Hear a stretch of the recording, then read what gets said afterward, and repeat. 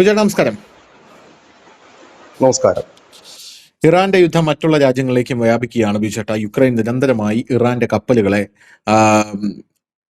Caspian സീയിൽ ആക്രമിച്ചുകൊണ്ടിരിക്കുകയാണ്. അത് ഇന്നലെ ഇറാന്റെ ഒരു കപ്പലിനെ ആക്രമിച്ചു എന്നുള്ള റിപ്പോർട്ടുകൾ പുറത്തു വരുന്നു. അത് ഇപ്പോൾ ഈ യുദ്ധത്തിൽ ഇപ്പോൾ റഷ്യ ഇറാൻ ഒരു ഭാഗത്തേക്കും അമേരിക്ക മറ്റൊരു ഭാഗത്തേക്കും മാറിയിരിക്കുന്നു എന്നുള്ളൊരു റിപ്പോർട്ടാണ് ഇപ്പോൾ പുറത്തു വരുന്നത്. അപ്പോൾ US-നെ തകർക്കാനുള്ള തന്ത്രപരമായിട്ടുള്ള നീക്കങ്ങൾ ഈ രാജ്യങ്ങളും ചേർന്ന് നടത്തുന്നു എന്നുള്ള വാർത്തകൾ പുറത്തു വരുന്നുണ്ട്.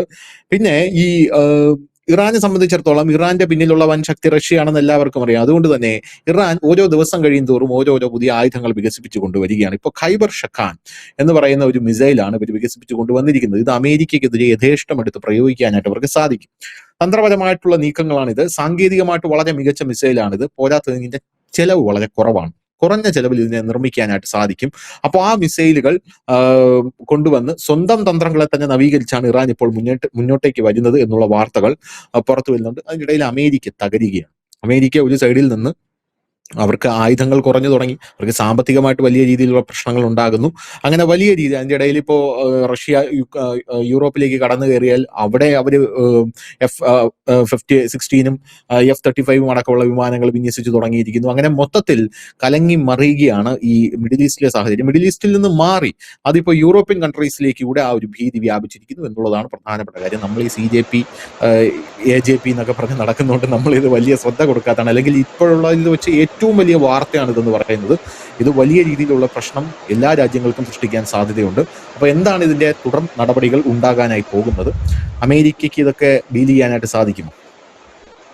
അല്ല, ഇത് നമ്മൾ പ്രതീക്ഷിച്ചിരുന്ന കാര്യം, നമ്മൾ മുമ്പ് പറഞ്ഞിരുന്ന കാര്യം.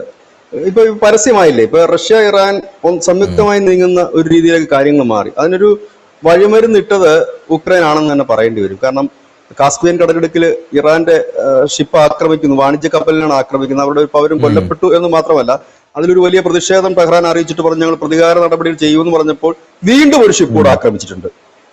അതായത് ഇറാൻ തന്നെ ഉള്ള റഷ്യയുമായി സംയുക്തമായിട്ടുള്ള ഒരു ഷിപ്പാണ് വീണ്ടും ആക്രമിച്ചിരിക്കുന്നത്. അതിന് ഉക്രൈൻ പറയുന്ന ന്യായം ഈ ഷിപ്പുകൾ വഴി സൈനികരെത്തുന്നു, ഇല്ലെങ്കിൽ സൈനിക നീക്കം നടത്തുന്നു ഇറാൻ എന്നാണ് ഉക്രൈൻ പറയുന്നത്. ഉക്രൈൻ കഴിഞ്ഞ കുറെ നാളുകളായിട്ട് ഇറാനെതിരെ പരസ്യമായിട്ട് പ്രചരണം നടത്തിക്കൊണ്ടിരിക്കുകയാണ്. റഷ്യ സഹായത്തോടാണ് ഇറാൻ ഈ പരിപാടികളൊക്കെ നടത്തുന്നതെന്നൊക്കെ പറഞ്ഞുകൊണ്ടിരിക്കുകയാണ്. ഇപ്പോൾ ഇറാൻ എന്താണ് പറഞ്ഞിരിക്കുന്നത്? ഉക്രൈനെ ഞങ്ങൾ ആക്രമിക്കും, ഇറാൻ ഉക്രൈനെ ആക്രമിക്കും എന്ന് പറയുമ്പോൾ അത് ഉക്രൈനെ മാത്രമല്ല ലക്ഷ്യം വെക്കുന്നത്. കാരണം ഉക്രൈനേക്കാൾ എളുപ്പത്തിൽ ഇറാൻ ആക്രമിക്കാൻ പറ്റുന്നത് നാറ്റോ രാജ്യങ്ങളും യൂറോപ്യൻ യൂണിയൻ രാജ്യങ്ങളുമുണ്ട്. അവരുടെ ആയുധങ്ങൾ, ഇറാന്റെ ആയുധങ്ങൾക്ക് എളുപ്പത്തിൽ എത്താൻ പറ്റുന്നത്. ഇന്നലെ ഒരു തീവ്രവാദ ആക്രമണം ഉണ്ടായിരുന്നു. 19 പേര് കൊല്ലപ്പെട്ടു. ജർമ്മനിയിലായിരുന്നു തോന്നുന്നു. അപ്പോ ആ ബെർലിനിൽ. അപ്പം ആ ഒരു രീതിയിലേക്ക് ഞാൻ മുമ്പും പറഞ്ഞിരുന്നു, ഇറാനിന് പ്രോക്സികൾ ഇഷ്ടം പോലെ ഉണ്ട് ഭീകര സംഘടനകൾ. അവർക്ക് ഇപ്പൊ ഈ മിസൈൽ എല്ലായിടത്തും വിടണമെന്നൊന്നുമില്ല. സമാധാനത്തിൽ ഉള്ള രാജ്യങ്ങളുണ്ട്, ഒരുപാട് യൂറോപ്യൻ രാജ്യങ്ങളുണ്ട് സമാധാനത്തിൽ പോകുന്നത്. വലിയ പ്രശ്നങ്ങൾക്കൊന്നും പോകാതെ അവരവരുടെ കാര്യം നോക്കി പോകുന്നവരുണ്ട്. അപ്പൊ അവിടെയൊക്കെ ഇങ്ങനെയൊക്കെയുള്ള പ്രശ്നങ്ങളൊക്കെ ഉണ്ടായി കഴിഞ്ഞാൽ അതൊരു വലിയ ബുദ്ധിമുട്ടൊക്കെ തന്നെ വരും.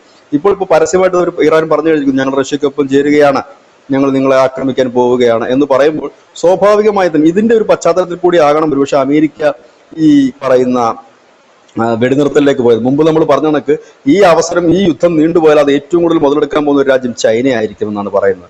കാരണം ചൈനയ്ക്ക് തായ്വാൻ ഒരു വലിയ ലക്ഷ്യമുണ്ട് അവർക്ക്. ഒപ്പം തന്നെ റഷ്യയെ സംബന്ധിച്ച് അവർക്ക് മേൽക്കൈ നേടിയേ പറ്റൂ. അതിനവർക്ക് ഏറ്റവും സഹായകരമായി നിൽക്കുന്ന രാജ്യം ഇറാനാണ്. ഇനി ഒരാളും കൂടെ ഉള്ളു കളത്തിലേക്ക് വരാൻ, അത് ശ്രീ കിം ജോൺ ഉന്നാണ്. അദ്ദേഹം എന്താണ് ഇതിലെ റോളെന്നറിയില്ല. ഉത്തര കൊറിയ, അദ്ദേഹം ഇനി എപ്പോൾ വരുമെന്നും അറിയില്ല. കുറച്ചുകൂടെ പോകുന്നു. ട്രംപ് ഇപ്പോൾ പറയുന്നത് പുടിനുമായി ഞാൻ സംസാരിക്കും, ഇറാന് സഹായിച്ചോ റഷ്യ എന്നറിയാൻ സംസാരിക്കുമെന്നാണ് പറയുന്നത്. പക്ഷെ സംസാരിക്കുന്ന അതായിരിക്കില്ല ഒരുപക്ഷെ വിഷയം. ഒരുപക്ഷെ ഈ യുദ്ധം എങ്ങനെ അവസാനിപ്പിക്കാമെന്നുള്ളൊരു വിഷയത്തിലേക്കായിരിക്കും.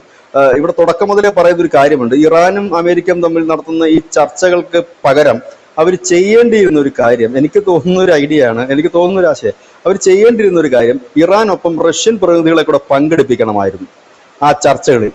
അങ്ങനെയെങ്കിൽ വളരെ എളുപ്പത്തിൽ ഈ ഇറാൻ യുദ്ധം അവസാനിപ്പിക്കാനും കഴിയുമായിരുന്നു, ഉക്രൈനിലേക്ക് ഒരു സമാധാനത്തിന്റെ വാതിൽ തുറക്കാനും അതിന് കഴിയുമായിരുന്നു. പക്ഷെ അതവിടെ നടന്നില്ല എന്നുള്ള ഒരു കാര്യമാണ്. കാരണം ആ പ്രദേശത്തുള്ളവരും പാകിസ്ഥാനും എല്ലാം കൂടെ ചേർന്നിട്ടാണ് അത്. പക്ഷെ ഇപ്പൊ അവരുടെ കയ്യിൽ നിൽക്കാതെ വന്നൊരു സാഹചര്യത്തിലേക്ക് നീങ്ങിക്കൊണ്ടിരിക്കുന്നത്. കാരണം ഇപ്പൊ ഇത് യുദ്ധം തീർന്നു എന്ന് നമുക്ക് പറയാൻ കഴിയില്ല. വെടിനിർത്തലും അല്ല, വെടിനിർത്തൽ പ്രഖ്യാപിച്ചിട്ടും ഇല്ല.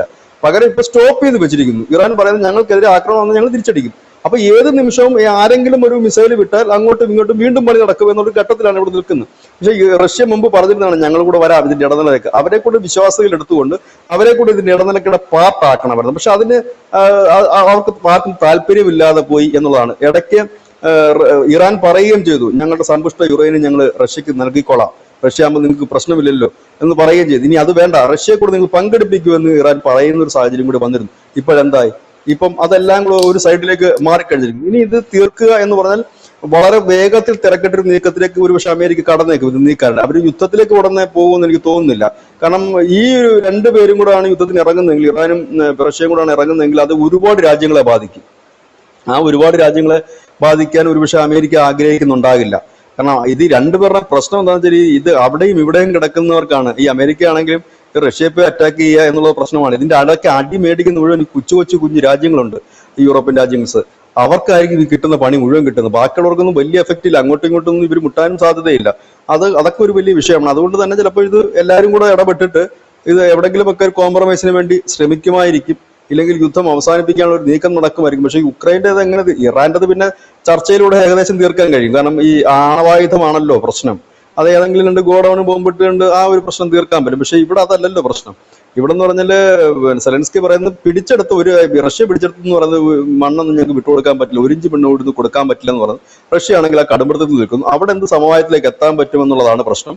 കാരണം അവിടെ ഈ ഉക്രൈൻ ഒറ്റയ്ക്കല്ല, അവർക്ക് പിന്തുണയുമായിട്ട് വലിയ രാജ്യങ്ങളുണ്ട്. ഫ്രാൻസ്, UK, ജർമ്മനി അടക്കമുള്ള രാജ്യങ്ങൾ നിൽക്കുന്നു. ഇതൊക്കെയാണ് ട്രംപിന് ആ വിഷയം സോൾവ് ചെയ്യാൻ. അല്ലെങ്കിൽ ഉക്രൈൻ മാത്രമായിട്ട് നിൽക്കുകയായിരുന്നെങ്കിൽ ട്രംപ് ഇതൊക്കെ എന്നേ സോൾവ് ചെയ്ത് പോയത്. കാരണം 2 വരട്ടി കഴിഞ്ഞാൽ സെലൻസ്കി കേൾക്കുമായിരുന്നു. പക്ഷെ അവിടെ കേൾക്കാത്തതിന്റെ കാരണം എന്ന് വെച്ചാൽ ഈ മറ്റു രാജ്യങ്ങൾ, അതുകൊണ്ടായിരിക്കണം ഒരു പക്ഷെ ജർമ്മനിയിൽ ഇന്നലെ നടന്ന ആ ഒരു ഭീകരാക്രമണം ജർമ്മനിയെ കൂടെ ഒന്ന് പ്രഷറൈസ് ചെയ്യുന്നതിന്റെ ഭാഗമായിട്ട് നടത്തിയതാകാം. ഇപ്പൊ ഇറാന്റെ ഭാഗത്തു നിന്ന് തന്നെ ജർമ്മനി ഒന്ന് പ്രഷറൈസ് ചെയ്യുക, അതായത് നിങ്ങൾ ഇനി ആവശ്യമില്ലാത്ത പണിക്ക് പോകരുത്, നിങ്ങൾ വേണ്ടാത്ത പണിക്ക് പോകരുത് എന്നുള്ളതിന്റെ ഒരു പ്രഷർ കൊടുക്കുന്നതിന്റെ ഭാഗമായിട്ടും ആകാം ഒരുപക്ഷെ ഇന്നലെ നടന്ന ഒരു ഭീകരാക്രമണം. ഏതായാലും ട്രംപ് ഇനി ഒരു ആക്രമണത്തിന് പോകാൻ സാധ്യത വളരെ കുറവാണ്. ഒരു സമാധാന നീക്കം അദ്ദേഹം ധൃതി പിടിച്ച് നടത്തും. കാരണം ഇപ്പൊ തന്നെ ഓൾറെഡി അദ്ദേഹം പറഞ്ഞു കഴിഞ്ഞിട്ടുണ്ട്, പുടിനുമായി ഞാൻ സംസാരിക്കുന്നു എന്ന് പറഞ്ഞു കഴിഞ്ഞിട്ടുണ്ട്. ഏതായാലും യുദ്ധം ധനുഷ് പറഞ്ഞതുപോലെ മിഡിൽ ഈസ്റ്റിൽ നിന്ന് മാറി കഴിഞ്ഞിരിക്കുന്നു. മിഡിൽ ഈസ്റ്റിൽ നിന്ന് മാറി അതിപ്പോ കാസ്പിയൻ കടലിടുക്കാണ്. നമുക്ക് ഇതുവരെ നമ്മൾ പറഞ്ഞുകൊണ്ടിരുന്നതെല്ലാം ഹോർമുസ് കടലിടുക്കിനെ കുറിച്ചും അൽബന്താബിനെ കുറിച്ചുമൊക്കെ ആയിരുന്നു പറഞ്ഞുകൊണ്ടിരുന്നതെങ്കിൽ ഇപ്പോഴത് മാറിയിരിക്കുന്നു. ചൈനയുടെ ഗുവ ദ്വീപിനടുത്തും ഒപ്പം തന്നെ കാസ്പിയൻ ഇടുക്കിലേക്കുമൊക്കെ ഈ സംഘർഷം വ്യാപിക്കുന്നു എന്നുള്ളതാണ് ഇപ്പൊ നമുക്ക് ലേറ്റസ്റ്റ് ആയിട്ട് ലഭിക്കുന്ന വാർത്തകളിൽ നിന്ന് മനസ്സിലാക്കാൻ കഴിയുന്നു. ഏതായാലും ഈ യുദ്ധം കൂടുതൽ ഇടങ്ങളിലേക്ക് വ്യാപിക്കാതിരിക്കട്ടെ എന്ന് മാത്രമാണ് ഈ ഒരു അവസരത്തിൽ ലോകത്തുള്ള എല്ലാവരും പ്രതീക്ഷിക്കുന്നത്. കാരണം ഇത് നിരപരാധികളായ ഒരുപാട് രാജ്യങ്ങളെ ബാധിക്കും. ഇന്ത്യ അടക്കമുള്ള രാജ്യങ്ങളെ ഇത് വലിയ പ്രതിസന്ധിയിലേക്ക് വിടും. എണ്ണ മാത്രമല്ല, നമ്മുടെ തന്നെ ഒരുപാട് ഉൽപ്പന്നങ്ങൾ പല രാജ്യങ്ങളിലേക്കും കയറി പോകുന്നുണ്ട്. കടലൊരു പ്രക്ഷുബ്ധമാകുകയും അവിടെ ഒരു സംഘർഷബാധിത മേഖലയാകുകയും യുദ്ധഭൂമിയാകുകയും ഒക്കെ ചെയ്തു കഴിഞ്ഞാൽ സംഭവിക്കുന്നത് എല്ലാവരും സാമ്പത്തിക ഞെരുക്കത്തിലേക്ക് പോകും, ഊർജ്ജ പ്രതിസന്ധിയിലേക്ക് പോകും, മൊത്തത്തിൽ പ്രശ്നമാകും.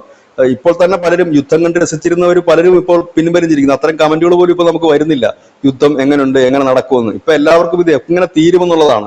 അതാണ്, സംഘർഷം ഉണ്ടാകാൻ എളുപ്പമാണ്, അത് അവസാനിപ്പിക്കുക വളരെ പ്രയാസകരമായ ഒരു കാര്യം കൂടിയാണ്. ഇതിപ്പോ ഒരുപക്ഷെ പെട്ടെന്നൊരു നടപടിയിലേക്ക് കടക്കുമെന്ന് പ്രതീക്ഷിക്കുന്നു.